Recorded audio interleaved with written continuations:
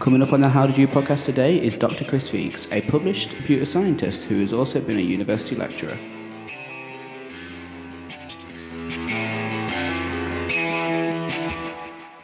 Chris, how did you get into your kind of path of academia? It was a really convoluted story. So how long's your podcast? I kind of didn't realize I wanted to be an academic or have any interest in it until about 2 years before I became one.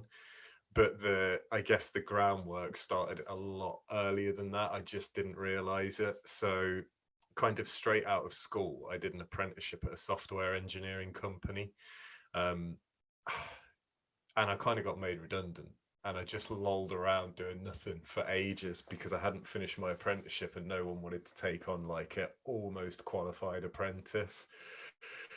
So I was just doing any old crappy job, call center, security guard, HMV, Christmas shop assistant type stuff. But in the background, I was like always in bands and stuff like that and involved in music. And around the time MySpace launched and you could kind of put your songs, yeah, I can see you laughing.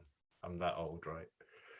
And you could like put your songs online and all the rest of it. The band I was in, we were like, oh wow, this is amazing.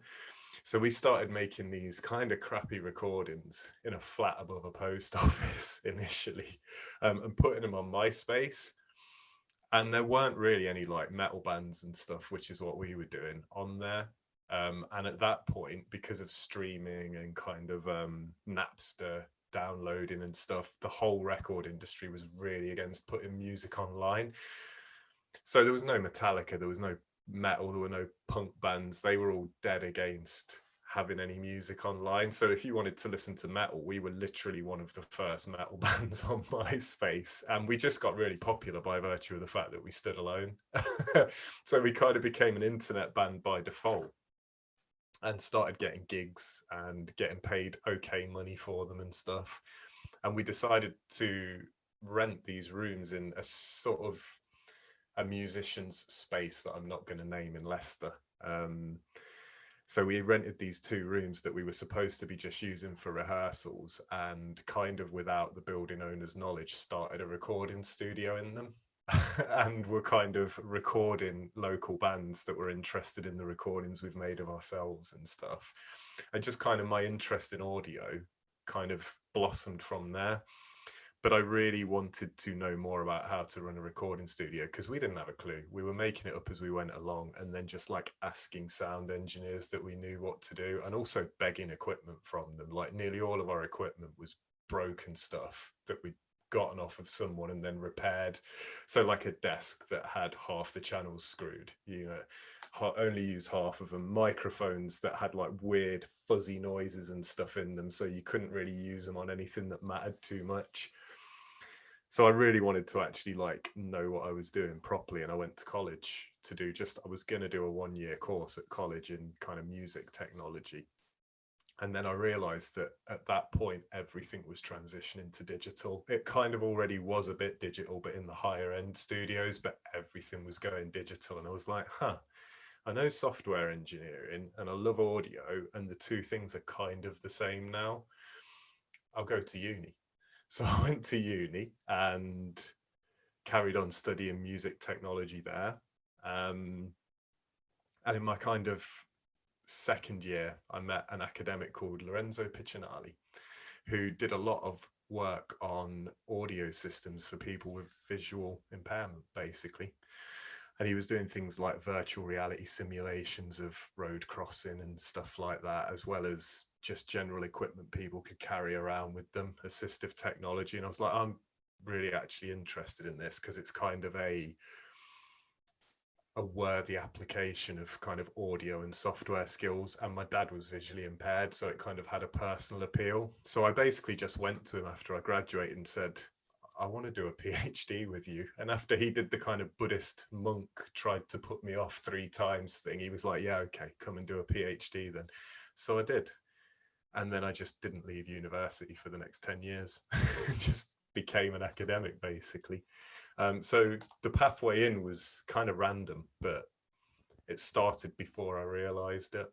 They started sort of asking me to cover some lectures and some labs that were kind of within my area of expertise, I guess you could say, because that's quite a standard thing when you're doing a doctorate.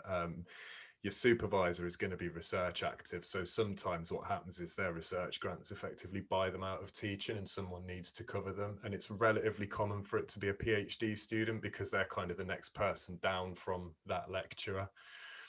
So for software-based stuff and audio-based stuff, they started asking me to do some cover. And when it came to the recording studio-based stuff, I kind of proved quite popular. So eventually I took over a whole audio recording module after maybe about a year and a half of doing bits of cover here and there. And then I just sort of widened my teaching really as I went along. Once I was kind of like, I guess, air quotes, an official lecturer, it was just sort of getting asked to do more stuff that was in my field, if you like. I guess I kind of skipped through what I actually did when we had the recording studio, but we did all kinds of stuff. So I had quite a wide range of experience in audio. So it was kind of appropriate for me to teach it both as an academic and as somebody that had done it for money, you know. And I never worked at the high end of the industry, that's for sure. If you're imagining Abbey Road or Maida Vale, our studio was not that. But, you know, we did it for money. We did it for a living. So we kind of, by the time I got to DMU, I actually knew what I was doing for the most part. You mentioned working with Lorenzo on a lot of different projects. Is that how you started writing research papers? Yeah. So he was my PhD supervisor, along with somebody called Dylan Menzies. And actually, I did a lot of research with Lorenzo. He kind of mentored me through nearly all of the research, actually, to be honest. He was kind of involved in some way, even if it was just saying, oh, you should do that idea, that's a good one. So all the way through until I'd finished my PhD and temporarily left academia, most of that was guided by him. And again, that's pretty normal for if you're going through the academic route of being a sort of a researcher. It's pretty normal for there to be more senior researchers that are kind of your mentors. Normally you'll be within a research group, which I was, and any of the kind of experienced researchers in there might pick you up and give you guidance and stuff. If you were to think ahead for the future just quickly, where do you see yourself in a year? So I've just got a job going back into HE. So hopefully that'll go well and I'll still be in HE. In truth, I don't know. I've never been someone that maps their career a million miles ahead because you just don't know what's going to happen. I would just like to be happy. How's that? I'm a bit of an agent of chaos. I suspect a lot of your guests are people that knew their path and were just like, this is what I'm going to do and this is how I'm going to do it. Whereas me, I'm just kind of like, there's an opportunity, I can do it. If you had to name your autobiography something, what would you call it? The first thing that popped into my the first thing that popped into my head is Bendy Wendy, and I've no idea why. Like, it's not even what I'd call an autobiography. I'd call it Dr. Sound. How about that? Dr. Chris Feakes, Dr. Sound. Yeah, actually, that's a really bad title. Am I allowed to swear? Of course. Oh, okay, that's a really shit title. I should have asked that before we started because I'm a habitual swearer. So, like, the less I swear, the more stilted I sound. You got to be yourself. Who do you look up to? Is it Lorenzo? Yeah, I definitely do. And then I have some, I guess, people that are outside of my life. I have really lofty heroes like Richard Feynman, that was a kind of Nobel Prize winning quantum physicist and stuff like that. But people are immediately around me. I kind of looked up to anybody that was doing what I was doing better than me, if I'm honest with you, or with more experience than me.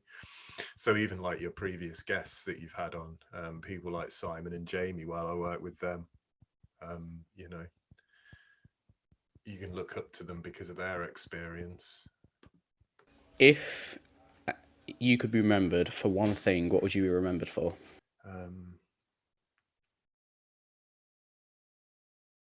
I don't know. I think being realistic, hopefully there are people out there that I've taught stuff and they will just remember that I did a good job. That would be a nice thing to be remembered for. Yeah, just being a teacher, hopefully, a good one. You were my student. You tell me, what are my chances? You'd definitely be remembered for being a great teacher. From what I've spoken to with other students, they find you as their favourite because they enjoyed their lectures with you, they enjoyed your time with you, and everything like that. But if you had to speak to your 18-year-old self, what would you tell yourself? Buckle up, it's going to be bumpy, but don't change anything. Basically, I don't know. I don't know if I'd say don't change anything, but don't change most things. If you had to think about all the experiences that you've been through, is there a particular one that sticks out to you? Is it probably developing this equipment and kind of work that you've done with Lorenzo, or would it just be something completely different? Maybe not even work or academia related.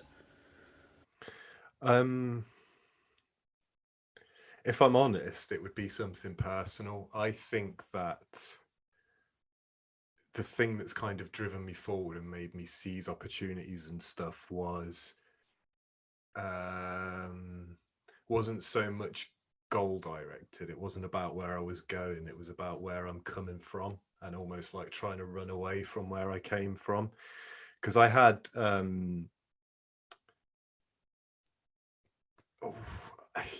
I don't mind saying this, and you may have to edit some of this, but I don't really know if it's on beat for your podcast, so I can pick something else if you want. But like, basically, I'm bisexual, and I lived most of my life in the closet, and was kind of driven by a need to prove that I was normal. And was doing stuff that normal people did, and that I wasn't broken. It was like my self-perception that I was broken.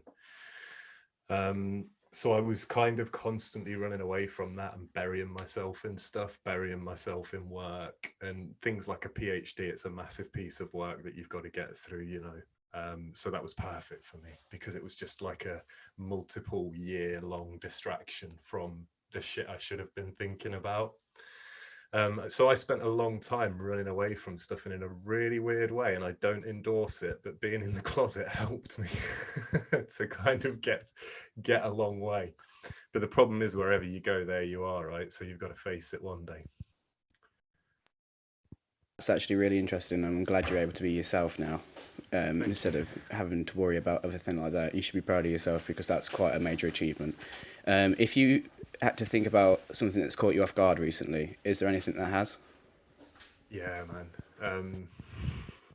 So October 9th, my dad died of COVID, which really was a big shock, and caught me massively off guard, I would say. And I don't know, yeah, it's still quite fresh. It doesn't quite feel real a lot of the time. So I don't really know how that's going to progress, how my feelings about that are going to progress, but it was a big shock. Yeah. Because he's died so late in the pandemic, the hospital actually gave me the option to be there with him at the end. It all happened really suddenly. He had COVID. We knew he did. So did my mum. They tested positive. It was about a week after that. He collapsed in the bathroom at home, and my mum thought he'd had a fall because he really didn't seem that ill, and he wasn't really telling anybody how ill he felt if he did feel ill. Wow. So she phoned me and was like, "Oh, I can't pick him up, and he can't get up," and she was really upset. So I was like, put him on the phone, spoke to him, and he sounded really confused, and I couldn't understand what he was saying. So I thought he'd hit his head. So I said, "You need to call an ambulance. He's hit his head." And I went round to sit with her when they'd taken her away, him away, sorry. And then we got the call after I'd been there a few hours saying, no, it's actually the COVID. His oxygen levels are like dangerously low. And they were so low, and it was putting so much strain on his heart that they couldn't sedate him safely to give him sort of an intubated ventilator. So they had to use a kind of pressurized CPAP mask that just like straps to your head and tries to push oxygen rich air into your mouth. And because he was awake, they said, we don't think he will last the weekend, and there is a risk to you if you come in, but we do allow it. Like, we'll give you a kind of medical grade respirator and a gown, so if you want to see him, you can. So they do actually at the Royal Infirmary let you in, but they're very clear that there's still a risk even though you've got the equipment. So I went in and I was terrified. Like, I was really scared I was going to catch it. And I hated being there, if I'm honest. But like, watching the way he died, you know, and you hear people going like, oh, it's like the flu. Like, maybe for some people it is, but if you end up hospitalized, I've never seen anything like it. Unfortunately, I've had the misfortune of seeing a couple of elderly relatives die, one of a stroke and one of cancer. I'd take either of those over dying of COVID. It just, harrowing isn't the word. He was suffering so much. And I just want people to kind of be aware of that. You know, if you happen to be unlucky enough to actually get that ill with it, it is a really brutal way to die. Think about your behavior and what you can do to stop that from happening to you or somebody else. Like, we all have to live our lives now. I agree. Go out, do fun things. Would it really kill you to wear a mask in a shop? You know, no, it wouldn't. It might actually save you or someone else. So I just kind of, that the only kind of positive I can think of to come out of it is being able to actually tell people what it's like, and hopefully them to understand that little minor inconveniences like wearing a mask are actually worth it. They really are. He was double vaccinated as well, by the way. Yeah.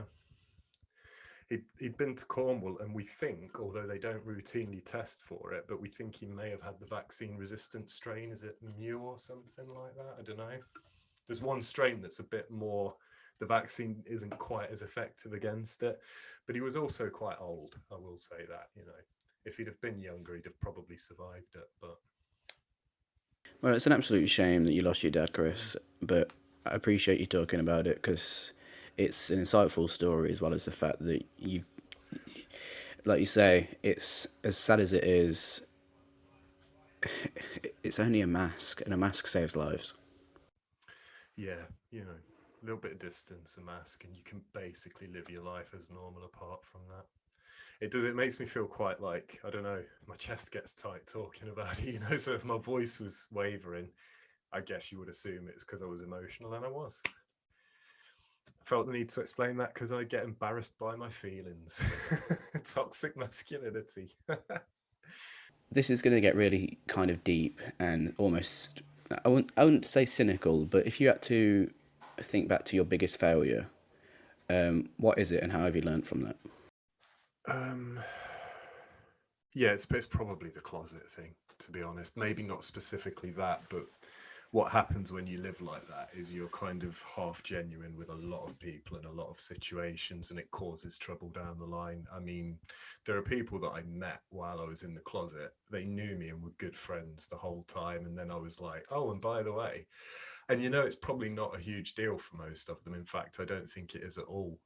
They're still around, they're still the same, but you just feel like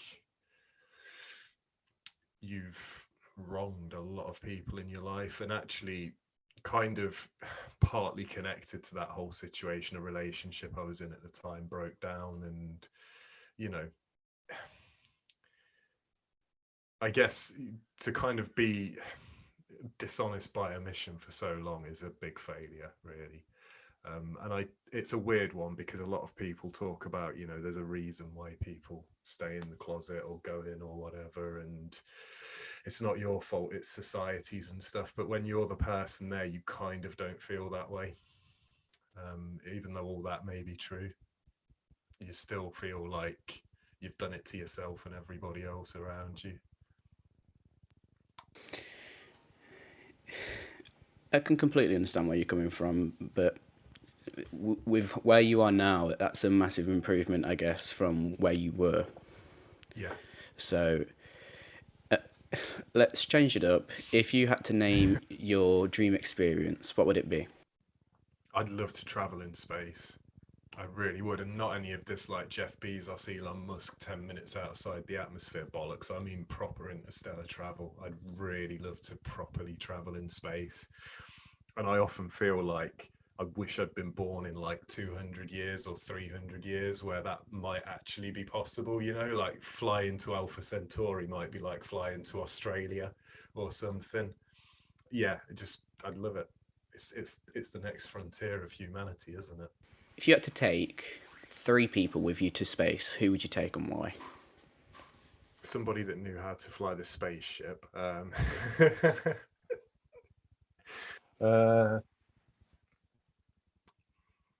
So I'd probably take my partner. I don't know how she'd feel about being dragged into space in a spaceship that I'm somewhat responsible for, but she's coming, so that's okay.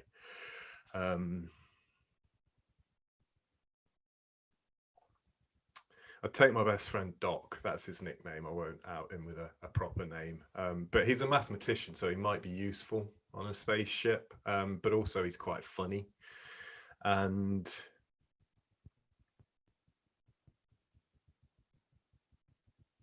I feel like I should take somebody really interesting now, but I just don't know who that should be.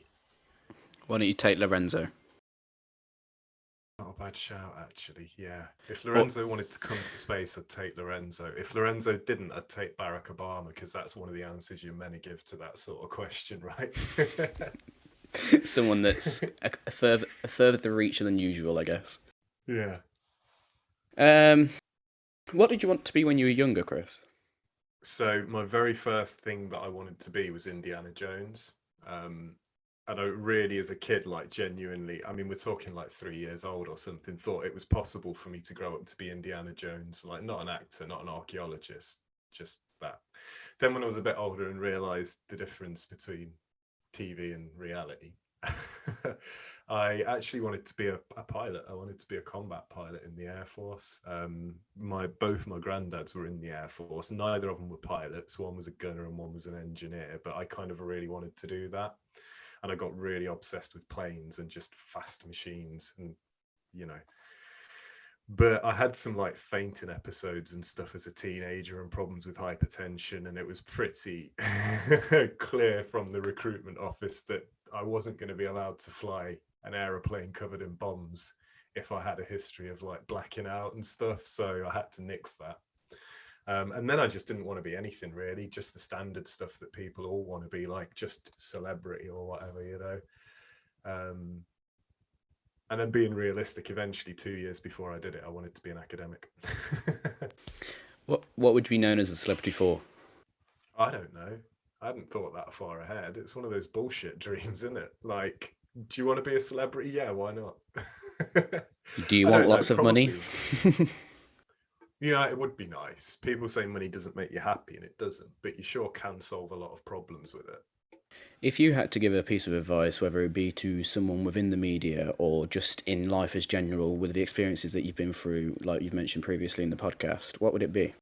Think laterally about what you can do, especially if you still haven't decided what you want to do, because there's lots of weird pathways into great places, and a lot of people, I fear, miss them because they assume they're not capable of it. They don't really think about what the skills and experience they've got really translate into. And doing that paid off for me. You know, it's preposterous, right? A musician with a cheap, half-broken recording studio wants to be an academic. That's insane. And a computer scientist as well. I probably should have mentioned that. My academic trade is a computer scientist, right? But you know, if you've got an interest in something and a skill in it, you can really kind of think outside the box with what you want to do with that. You don't have to follow like what seems like the obvious career path for what you've done in the past. Definitely. How did you get into being a computer scientist? Well, I guess the partial apprenticeship at the software engineering place helped. But all of that research that I was doing for my PhD was based in sort of software, virtual reality and stuff like that. So I just kind of got into it through doing it, literally. I mean, my final year project at university in the third year was about simulating the size and shape of rooms by sound in virtual reality. So using binaural audio. I can go as technical as you want on that, but I don't know if your audience will care. But it is possible. And by doing that, I kind of got a bit of a background in how to do computer sciencey type experiments. And that actually got published, which is relatively rare for an undergraduate to publish their research. So it was good, I would say. And yeah, I just wanted to carry on with that. It was interesting to me. It felt like it was kind of on the cutting edge. Being a computer scientist, it had more appeal to me than doing like a doctorate in musical composition or something, you know. So I did it. What is your doctorate in? So it's a field of computer science called human computer interaction. And most people associate that with like building websites, which is part of it, to be fair. But really what human computer interaction, or HCI if you want to be cool, is about is kind of bridging the gap between computers, human physiology, and human neurology / psychology. So it's kind of how do we connect with, communicate with the machines, you know, and get them to do what we want. So things like virtual reality interfaces are a good example, you know, the headsets and stuff of kind of slightly more recent developments in human computer interaction. The stuff, again, sorry to keep bringing him up, but Elon Musk and his whole stick chips in people's brains, that's human computer interaction. I'm not saying it's a good part or a bad part, but it is a part. How do you feel about Elon Musk? And obviously, you mentioned that you want to go to space. Do you think that is the future? Is it like soon or far? I don't know. I think it kind of has to be the future because there's no sign that anyone's going to save this planet, right? So we kind of need to find somewhere else. Otherwise, humanity's doomed. I mean, everything that we are, everything we've ever been, and everything we ever will be at the minute is tied to the fate of this planet. And we've kind of shafted it. So we probably need to find a new one and hopefully do better. So yeah, I think it necessarily has to be part of our future. I don't know how long it will kind of take us to colonize another planet or whatever, but I think that the attempt to do that is advancing at a pace. I'm really worried that private companies will do it first. I just don't know if we can trust them to have the best interests of humanity at heart. I know Elon Musk is everyone's favorite eco warrior or whatever he's supposed to be, but at the end of the day, he's a man who's accumulated billions and billions of dollars and hasn't really done much for anybody else with them. Is that who you want to be the first person responsible for starting humanity's new home?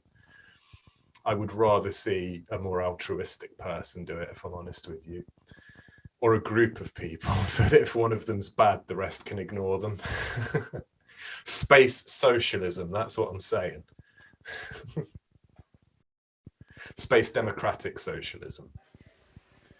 Do you think it'll be Mars that we go to first? I think that's a good chance. It's nearby. All the space experts seem keen on it. The moon's a possibility. I read a thing recently that there's enough oxygen trapped in the surface of the moon that if we could release it, it would sustain, I think it was like 100 million people for 10,000 years or something. So there's, you know, I'm not an astrophysicist, but we've got to find somewhere. Mars might as well be it, right? I think I am actually going to sum it up there. But for your last question, I would love to know whether you prefer analog or digital audio. Oh man, I prefer digital. Ooh. It's convenient, it's cheap. You can carry an entire recording studio's worth of equipment around in your computer with you. I think it makes, if we're talking like professional audio production, it makes high quality production accessible to a much wider range of people. And you know something, as somebody who has actually had to edit analog tape, there's a lot to be said for the Command Z. You know, being able to like undo editing mistakes in digital format is probably the strongest argument for digital audio I can think of. Just the speed and convenience of it. I think subjectively speaking, a lot of people prefer analog, and I get it. There's a warmth to it, all of that kind of electrical, you know, distortion and stuff, the very minor saturation that you get. It sounds nice and warm and a little bit kind of organic, but I don't know if that for me is worth all of the faff of analog.